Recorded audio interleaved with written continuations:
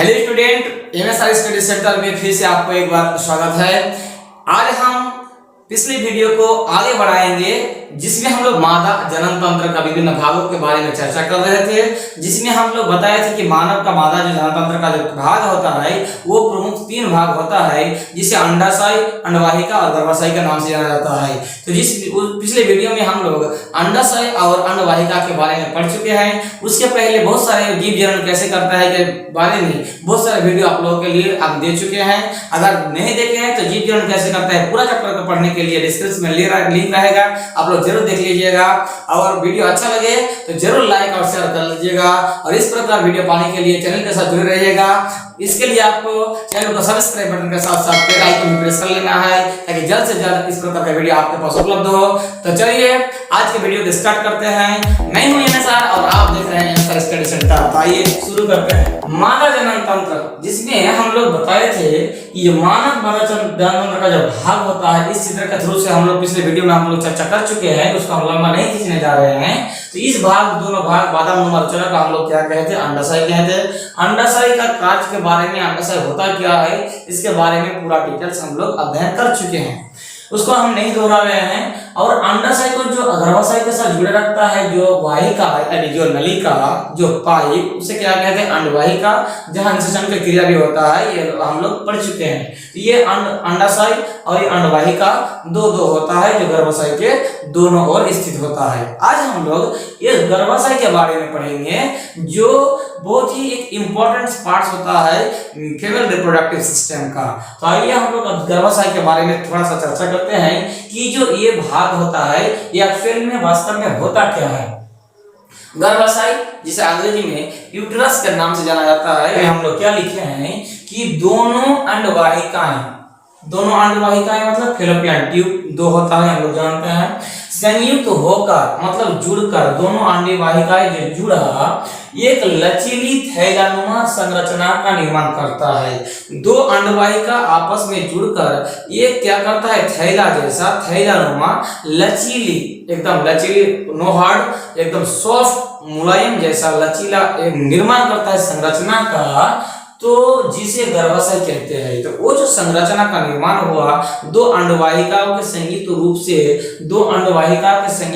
एक थैलानुमा लचीला जो संरचना का निर्माण हुआ, उसे हम लोग क्या कहेंगे, गर्भाशय कहेंगे। तो ये गर्भाशय का डेफिनेशन के रूप में हम लोग लिख सकते हैं, यह ग्रीवा द्वारा योनि में खुलता है। तो ये जो गर्भाशय है, इस भाग को हम लोग गर्भाशय कह रहे हैं। ये जो भाग होता है ये ग्रीवा कहते हैं। तो ये ग्रीवा के थ्रू योनिद्वार जो होता है, दरवाजा होता है, यानी मुंह रचना होता है, इस भाग से क्या होता है, खुला रहता है। क्या ये गर्भाशय वह खुलता है। ये गर्भाशय योनि द्वारा खुलने का बहुत सारा कारण है, जिसका डिटेल्स अध्ययन हम लोग बाद में और करेंगे। तो अब नेक्स्ट में लिखे हैं कि गर्भाशय का कार्य क्या है। आखिर ये गर्भाशय क्या रोल लेता है एक लैंगिक जनन में मादा नर जनन तंत्र के रूप में, उसके बारे में इस प्रकार लिखे हैं कि निषेचित अंड अथवा यूगुन गर्भाशय में स्थापित होता है। निषेचित अंड, अब निषेचित अंड मतलब क्या हुआ कि जो अंडाणु बना था एक फीमेल में यानी मादा में, वो शुक्राणु के साथ मिल गया है, तब उसका क्या हो जाता है, निषेचन हो जाता है। तो वो जो अंड निषेचन के बाद हुआ उसे हम लोग क्या कहेंगे, निषेचित अंड कहेंगे। तो निषेचन कहाँ होता है, इसके पहले वाले वीडियो में हम लोग बताए थे कि जो ये अंडवाहिका है वहां शुक्राणु और ये अंडाशय से किया अंडाणु मिलता है, जिसके कारण वो अंड जो है, वो अंडाणु जो है वो निषेचित हो जाता है। और वो निषेचित अंड क्या होता है, गर्भाशय में प्रतिस्थापित हो जाता है, क्योंकि वही क्या होगा, भ्रूण का विकास होगा। तो नेक्स्ट पॉइंट में ही लिखे हैं, यहाँ भ्रूण का विकास होता है कहाँ, गर्भाशय में। तो भ्रूण का विकास कहाँ होता है, एकदम याद रखिएगा, एमसीक्यू क्वेश्चन में बार बार पूछा जाता है। तो निषेचन की क्रिया होता है अंडवाहिका में, लेकिन भ्रूण का जो विकास होगा वो कहाँ होगा, गर्भाशय में होगा, जहां गर्भवती महिलाओं का क्या होता है, तो बच्चा रहता है, वह बच्चा धीरे धीरे बड़ा होता है। तो वो भ्रूण का विकास कहा जाता है। तो वो कहाँ होगा, गर्भाशय में होगा। क्लियर है। नेक्स्ट पॉइंट में लिखे हैं कि अपरा या प्लासेंटा का रोपण गर्भाशय में होता है। प्लासेंटा या अपरा, प्लासेंटा के बारे में हम लोग बाद में फिर से पढ़ेंगे इसी वीडियो में। प्लासेंटा हिंदी में अपरा कहा जाता है। तो प्लासेंटा या अपरा का जो प्रतिस्थापन या निर्माण ये गर्भाशय में होता है। अब प्लासेंटा या गर्भाशय का रोल बहुत ही महत्वपूर्ण है एक भ्रूण के लिए, वो हम लोग बाद में चर्चा कर रहे हैं। तो इसमें गर्भाशय का हम लोग तीन पॉइंट को याद रखेंगे कि ये क्या होता है। गर्भाशय का जो पॉइंट है, ये पहला क्या हुआ कि ये निषेचित अंड को जगह दिया, फिर इस निषेचित अंड में यानी भ्रूण का विकास हुआ, और फिर क्या हुआ, इस गर्भाशय में प्लासेंटा अपरा का निर्माण हुआ। अब क्या है ये हम लोग जानेंगे, बहुत ही इंपॉर्टेंट पॉइंट जिसे प्लासेंटा के नाम से जाना जाता है। इसे अंग्रेजी में प्लासेंटा और ऐसे हिंदी में अपरा, यानी वैज्ञानिक नाम इसमें हिंदी में विज्ञान में हम लोग इसको अपरा के नाम से जानते हैं। ये अपरा जो लोग महिला है वो लोग जान जाएंगे कि अपरा क्या है। थोड़ा सा हम लोग चर्चा करके डिटेल से समझने का कोशिश करते हैं।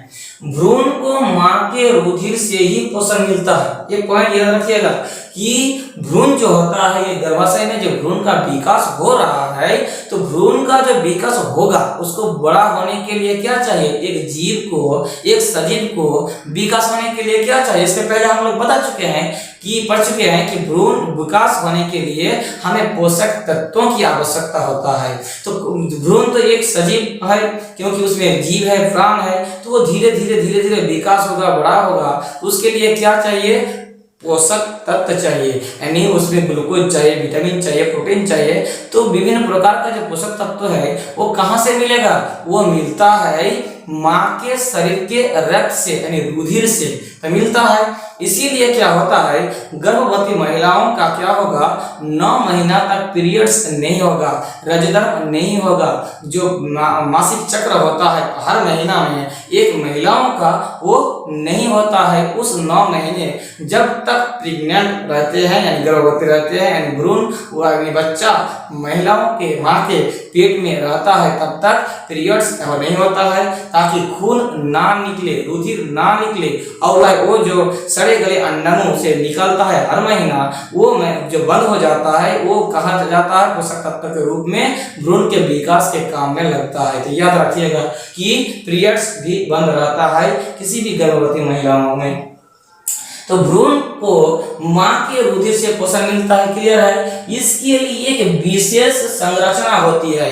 तो भ्रूण तो यहाँ प्रतिस्थापन हो गया, यहाँ भ्रूण एक मां के पेट में एक बच्चा भ्रूण जो है वो है प्रतिस्थापन है, उसको अब क्या चाहिए, पोषक तत्व चाहिए। लेकिन ये शुरू में नहीं होता है, ब्लास्टुला पीरियड्स कहा जाता है, जब ब्लास्टुला अवस्था कहा जाता है, भ्रूण का एकदम प्रारंभ जो भ्रूण का प्रारंभ जो क्या होता है स्टेज होता है, उस समय पोषक तत्व नहीं मिल रहा, वो अपने पोषक तत्व पर ही निर्भर है वो भ्रूण। लेकिन जैसे जैसे वो बड़ा होगा, वो क्या होगा, एक प्लासेंटा का निर्माण होगा इस गर्भाशय में, और ये प्लासेंटा से ये जो भ्रूण का होगा वो जुड़ जाएगा।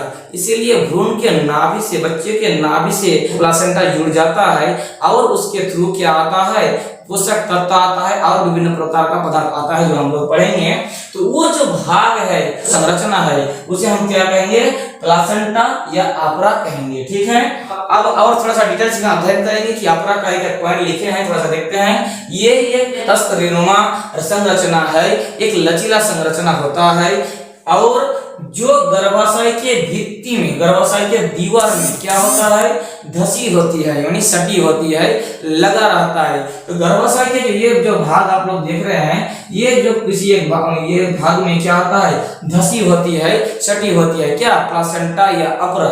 अब नेक्स्ट पॉइंट में, ये माँ के शरीर से मतलब जिस माँ के शरीर में ये बच्चा है यानी पेट में बच्चा है यानी गर्भाशय में है, ग्लूकोज मिलता है। क्या मिलता है, ग्लूकोज पोषक तत्व के रूप में। उसके अलावा ऑक्सीजन एवं अन्य पदार्थ के स्थानांतरण के लिए एक बृहद क्षेत्र प्रदान करता है। तो प्लासेंटा जो है एक बृहद क्षेत्र प्रदान करता है, किस काम के लिए, ऑक्सीजन, ग्लूकोज या जो आवश्यक पदार्थ जो भ्रूण को चाहिए विकास के लिए, वो मां के रुधिर से वो प्रदान करता है। कौन, प्लासेंटा। तो प्लासेंटा की ये एक इंपॉर्टेंट काम है। ये प्लासेंटा के इंपॉर्टेंट काम के बारे में आप लोग याद रखिएगा। विकासशील भ्रूण मतलब जो भ्रूण का विकास हो रहा है द्वारा तो विकासशील भ्रूण द्वारा अपशिष्ट पदार्थ। अब सजीव है तो उत्सर्जन तंत्र में हम लोग क्या पढ़े थे कि सजीव का एक प्रक्रम ऐसा भी है, कुछ ऐसा अपशिष्ट पदार्थ है जो उसके लिए अनावश्यक है, आवश्यक नहीं है, उसको त्यागना चाहिए, उसको हटाना है, निपटाना है उस पदार्थ को, जिसे हम लोग उत्सर्जन तंत्र में मल मूत्र प्रत्याग में हम लोग पढ़े थे। तो उसी प्रकार चूंकि ये भ्रूण जो है वो भी एक सजीव है, जिस प्रकार उसके लिए पोषक तत्व ऑक्सीजन की आवश्यकता होती है, उसी प्रकार उसको कुछ अपशिष्ट पदार्थ का निर्माण होता है उसमें, तो उसको निपटाना भी चाहिए, यानी उसको त्याग निकालना भी होगा, त्याग करना होगा। तो उत्पन्न अपशिष्ट जो पदार्थ उत्पन्न होते हैं जिनका निपटान प्लासेंटा के माध्यम से, तो वो भ्रूण से जो निर्मित क्या अनावश्यक पदार्थ यानी अपशिष्ट पदार्थ क्या होता है, प्लासेंटा जो माध्यम है उस प्लासेंटा के माध्यम से मां के रुधिर में स्थानांतरण हो जाता है।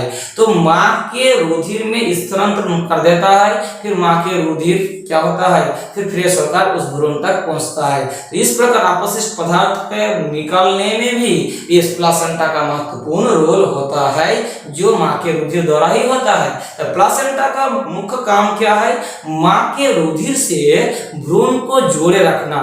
भ्रूण एक काम करता है जोड़े रखना, किसके साथ, किसका, मां के रुधिर के साथ भ्रूण को, ताकि जो आवश्यक पदार्थ है वो भ्रूण ग्रहण कर सके और अनावश्यक पदार्थ को वर्जन कर सके यानी त्याग कर सके। तो इस प्रकार इस वीडियो में हम लोग मानव मादा जननतंत्र का मुख्य भाग यूटेरस यानी गर्भाशय के बारे में पढ़े, और गर्भाशय में भ्रूण का विकास किस प्रकार होता है और उसके लिए अपरा क्या क्या रोल लेता है, इसके बारे में हम लोग थोड़ा सा चर्चा किए। अगले वीडियो में हम लोग जनन स्वास्थ्य यानी रिप्रोडक्टिव हेल्थ जो हमारे लिए बहुत ही आवश्यक है उसके बारे में हम लोग चर्चा करेंगे। तो एक स्क्रीनशॉट ले सकते हैं आप लोग। तो इस प्रकार इस वीडियो में हम लोग जो बताएं, उम्मीद है कि आप लोगों को क्लियर समझ में आ गया होगा। अगर किसी भी प्रकार का डाउट है तो कमेंट बॉक्स में जरूर बेझिझक आप लोग अपना बहुमूल्य राय दे, क्वेश्चन पूछे, प्रश्न पूछे, ताकि मेरा जो हौसला है और बढ़े और आप लोगों का डाउट जो होगा वो हम क्लियर कर सके। इस प्रकार लगातार वीडियो पाने के लिए चैनल को सब्सक्राइब बटन के साथ साथ बेल आइकन भी प्रेस कर लीजिएगा, ताकि जल्द से जल्द इस प्रकार का वीडियो आपके पास उपलब्ध हो। मिलते हैं अगले वीडियो में, तब तक के लिए धन्यवाद।